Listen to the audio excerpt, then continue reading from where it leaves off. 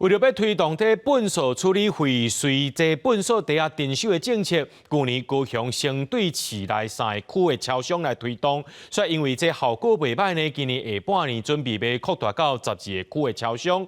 不过，就机关这边讲，为什么干那做超商，也不会要来推广到一般的住户呢？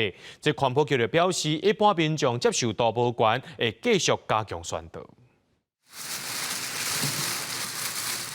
将粪扫款好势，爸爸期待准备要提起单。若是粪扫用的粪扫地啊，爱开钱买专用的，民众敢会当接受呢？高雄市议员表示，高雄的粪扫量降袂落来，是专用粪扫地啊政策推缩上班，应该要比较台北杀碎粪扫地啊征收。因为高雄目前敢若3个区的超商在做，效果无够好，建议市府爱全面推缩。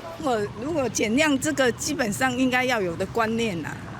那还要靠这样来推广，那也不排斥啊。不能够太增加那个人民的那个负担，经济负担。因为像我们年纪这么大的，已经没有收入的，所以会考量那个经济负担。可能丢垃圾要花钱，大家就会想一下，对。